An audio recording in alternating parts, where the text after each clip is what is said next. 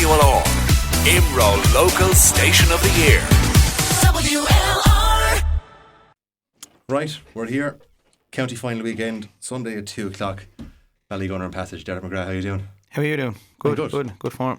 Good to have you back. So, thank you. Come here, give me your take on this. What way is it going to go? We'll I suppose we won't go for prediction yet. We'll talk about it for a while. Leading into it, an expected final on one side at least. Yeah, probably on one side, and I think I've been, I think the Ballygunner one, it's not an easy prediction, but it's at the start of the year, many would have said, myself included, that the team that beats Ballygunner will win the championship. I held out great hope that it'd be ourselves in Delisle. The Passage kind of run to the final. Actually, I was just reading some quotes by Michael Walsh, their manager. As he said himself, it's unexpected. It's they're in. He's used the words bonus territory himself. He's kind of, they seem to be really enjoying it. There's probably a lack of kind of expectation out there overall, given the fact that some guys had stepped away from the panel, if you like, and fellas weren't available early in the year in Passage. The likes of Richard Hurley, the likes of Pa Walsh, Killian wasn't available early in the year, so there was kind of the expectations were lessened, and therefore you can kind of work away really diligently behind the scenes, and Passage have got a really good run at it, and now they find themselves in the final. And it'd be unfair to say that they're not there on merit. They're there on absolute merit as well. If you look at their quarter-final performance against a Rome Moore team that many would have expected kind of maybe to be semi-finalists this year, myself included, and then we were here only last week where we predicted that Mount Sion would beat Passage, and so it's certainly there's merit in the fact that they're in the final, albeit it's a sizable task ahead of them in the final, given the nature of the beast that they're playing. I suppose they've brought in, not even brought in, but they've a lot of young fellas who kind of came with him along in the journey as well. And Michael Walsh said to himself that it was this time last year they were expecting to lose a lot of players. They were lucky not to have lost a lot of them, but there was a lot of young talent came in, and they saw what was going on in Passion and said, right, come with us now, and we'll go somewhere, and we'll hit the end of a road, and hopefully we'll have something to say for at the end. They seem to have achieved that for the most part. Yeah, and when you invest in youth, when you can integrate that youth into the panel, like the influx of Mikey Cummins or Paddy Flynn, or the Lynches have been there for a number of years, or Callum O'Neill, in terms of how they're playing, and when you have that, there's a kind of a certain freedom that's attached to the even the people that are around the club, the people that are not directly involved in the club per se, in terms of the running of the senior team. As I said, the expectations lessen, and there's a kind of a freedom in, sure, look, we're building towards the future, and it gives you kind of an opportunity to almost kind of prepare in a manner where, as I said, there's less expectation, and the outside perception is that sure, Passage are building towards 2 or 3 years' time, and at the same time you have a lot of good players that have gone into the mix, and they're mixed in with the returning Killian Fitzgerald, the returning Owen Connors.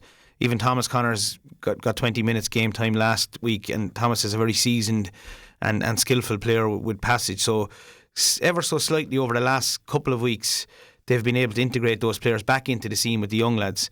And of course, leading it all is Noel, with his performances over the last number of weeks, and his steadiness and his kind of leadership qualities. And very interested just to read some quotes from Noel in the run up to the final, or even in the aftermath of the Mount Sion game, where just seems to be really, really enjoying the nature of the week to week games, and the fact that they're on a run winning week after week is probably helping as well. But seems to be a real kind of overall view as to what's important in life, evident in the Passage approach, and as I said, that brings a real freedom.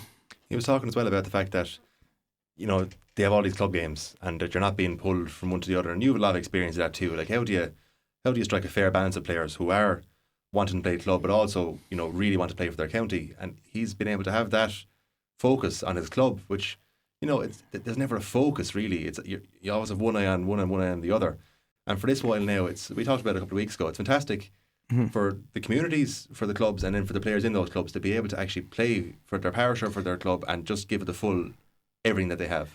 Yeah, and it's been an epiphany moment probably for the GA in terms of the proposed split season that the GPA have put forward. It's a win-win situation for everybody, because you take the alternative over the years where you come back for that April club month where you have 2 games before you go back. As you said yourself, if you're a county player and you come back into a scenario, so if you're Austin Gleeson or Noel Connors or Pádraig Manny, and you come back into the club scenario for those 2 weeks, with due respect to the clubs, you still have an eye on the first round of the Munster Championship is going to be the 16th of May or the 17th of May, you have an eye on it, whereas now your eye is completely focused on the club scene, and when the downtime comes before the 14th of September or prior to that, you can then concentrate on the county scene. But it's and plus the other club players see the best of the lads, so the boys that are perhaps what people might call the supporting cast in the respective clubs that are not county based players, they see the best of the Noel Connorses, of the Pádraig Mannies, of the Philip Mannies, of the Barry Coughlins.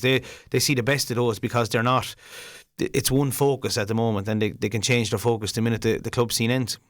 When you speak of focus, let's talk about the focus that both Passage and Ballygunner are going to have this weekend. I suppose let's start Ballygunner. How do they win this game? Is it more the same? Do they have to alter their game to suit Passage? Or is that something that Passage will have to do for Ballygunner more so?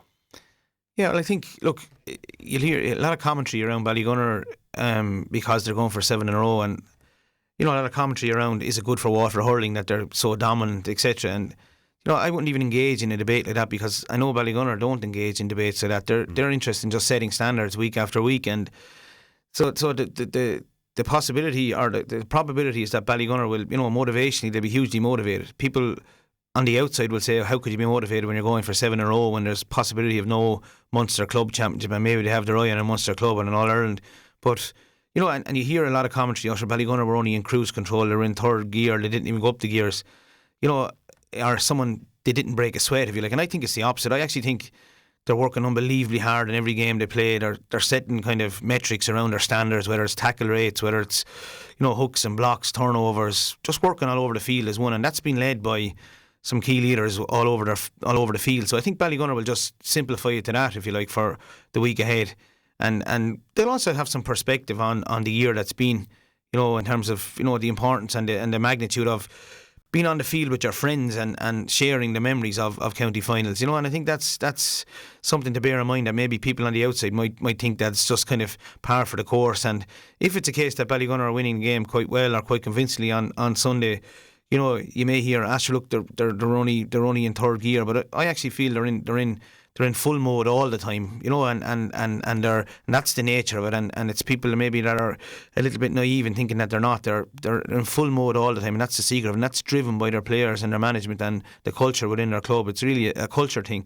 And similarly with Passage, I think that's what you'll see out of Passage on Sunday. You'll see who goes to a county final really thinking in any way that they're not going to empty themselves for who they are and what they represent and the village of Passage, and it's absolutely strong kind of roots in authenticity, like, and who they are and what they represent, and that'll be evident in both Ballygunner and Passage. But from a Ballygunner perspective, I suppose that's where I don't think they'll change much. I think there'll be a realisation, I suppose, that if you're preparing for Ballygunner, and last week, if you take that, Pádraig got 12 points and Deise got 2-8, so that's 220, of your. So I'd imagine some of the focus from a Passage perspective will come, right, do we go man to man with Pádraig and with Deise, and do we, as they have been doing, Passage, kind of, maybe dropping Jason Roach into a kind of a sweeper role in front of Deise and putting Callum O'Neill tight on Deise. And the problem therefore then is the supporting cast of Ballygunner, i.e. the Tim O'Sullivans, the Mikey Mannies,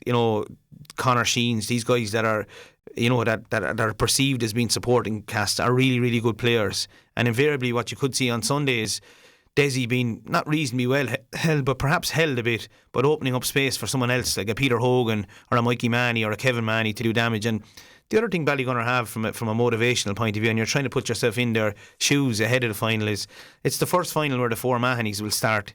Pádraig, Philip, Kevin, Mikey. So I'm sure there's individual goals amongst their panel members. I know last year was a big deal for Deise. He was photographed on the field after with JJ and Wayne. So there's always little familial kind of motivations that kind of lie at the heart of any performance. So, Barry is captain, Barry Coughlin is captain for the first year of Ballygunner. Another little kind of, Barry's been at the heart of their defence over the last 7 years. So, there's always little kind of individual kind of motivational tools that can be used to ensure that they're right on their game. Aside from what you think they might approach it or how they go about the game, how would you tackle this Ballygunner side if you were in charge of Passage right now? Yeah, I don't know. It's a good question. I probably have outlined a small bit of it now, in that you identify first of all the players that have consistently hurt you on the scoreboard up to this, and if you identify those two, it's Deise and it's Pádraig, I suppose. But then you have a situation where Pádraig, we'll say, drifts 110 yards from his goal, and if you're centre back and you're going with him, you know, you've opened up a huge amount of space for as I said, that supporting has to hurt you. You know, I haven't even mentioned Peter Hogan, who's a county player that can hurt you in any way as well. So I think your best bet is to kind of segment it into that 15-minute zones now with the water break. So the first 15 minutes that, you know, and you know, I think Lismore went for a shootout. You know, they went for a shootout opportunity. They said we'll hurt them in a shootout. Yeah. They placed Morris at full forward. You know, Irla and was centre back. David Penner was at full back, and they decided to follow as such. And when you follow Ballygunner all over the pitch in terms of their forward line, you're going to be hurt. You know, you won't win in a shootout against Ballygunner, and given the nature of their forward line, the potency of their forward line, and the irony is also of the Ballygunner setup, which a lot of people wouldn't probably kind of maybe agree with me on, is they have a hugely effective defensive structure. Mm-hmm. So, you know, Philip and Barry are normally only about 10 yards apart. Philip would sit back. He has the perfect blend of being able to mark 11 at times, as he did with Jack Pender, and yet be able to free himself up. And hugely effective in that role is the role of Paddy Levy. Paddy often he'd pick up Philip's man, and Philip would sweep up, and it's what's best for the team almost. And it's a similar kind of setup. And the 10 and 12, then you often had a situation where Tim O'Sullivan and Mikey are extremely deep.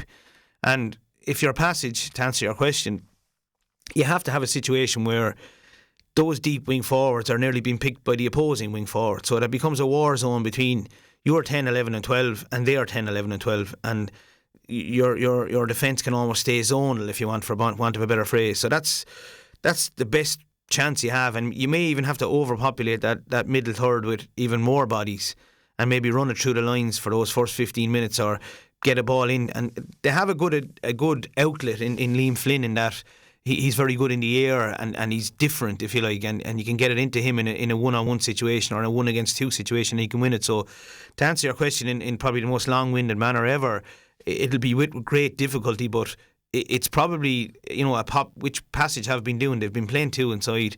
They've been very deep in what they've been trying to do, and it's you know, it's a case of populating that area and making sure that Tim Sullivan and Mikey Manny and Pádraig are met by the opposing 10, 11 and 12, as opposed to kind of being man-marked and being followed down the field 80 or 90 yards, because, as I said, Ballygunner come really deep. They leave the two boys inside, and the outlet ball to Deise and to Peter Hogan, or to Deise and Kevin Manny, depending on which two are in there, is a very clever ball normally. And because of the runs that Deise makes, because he's so patient, he's able to win that ball in a 1-against-2 situation.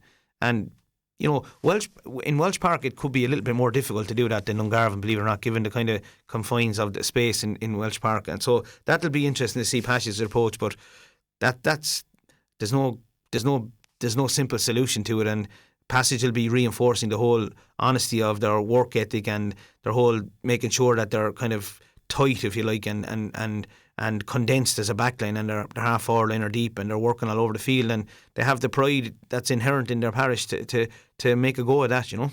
So then, if we're talking about the intermediate for a second, right, that's on Sunday also, but unfortunately it's on after the senior, which is a bit unusual, I suppose. Really, you kind of want to finish off at the box office and you know, build up to it, but either way, it's the two Ballyduffs. We have upper and lower in Fairfield at 5 o'clock. What'd be your take on that one? Where way would we go? Yeah, well, I think the context of Ballyduff Upper's performance, you kind of nearly have to mention last weekend in terms of a penalty shootout. You know, a kind of a game of unbelievable drama. Clashmore probably ahead in normal time, ahead in extra time, and Peg back ahead in the penalty shootout, and then Ballyduff managed to kind of sneak it through, and not sneak it, but win it through an Andrew Casey penalty. It raises the whole merits or otherwise of finishing on penalties and the possibility of a replay, as opposed to, you know, but look, the context of the year and the pandemic, I suppose we all knew that was part of the rule, so it probably has to be, you have to roll with it. So the point I'm making, I suppose, is Ballyduff's uppers absolute resolute kind of determination to get back into the senior ranks, never give in type attitude. And that was the irony of it, is, you know, if you take Mikey Carney's performance, you take Andrew Casey's performance, if you take, you know, the performance of the Ballyduff team in general, in you know, in digging in, if you like, and the Jamie Carneys and the Shane Carneys still kind of evident and central to their team, as I said, the resolute kind of nature of how they dug in was very evident in the performance of Ballyduff Lower as well.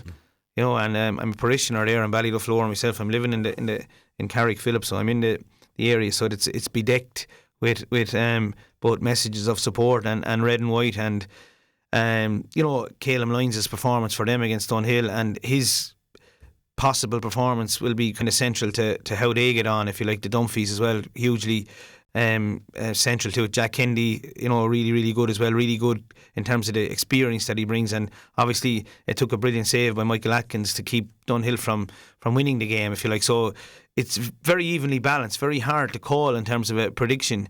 You know, it's Ballyduff's first time, I think, in the final in a couple of years. So Ballyduff Lower, I mean, first time in the final. It'll be a nightmare for a commentator. I wouldn't like to be on commentary for it. You know, but yeah, it's going to be difficult to call based on kind of, you know, for long stages Dunhill were ahead in the game. For long stages in the Clashmore game, Clashmore were ahead. So it's kind of evenly balanced.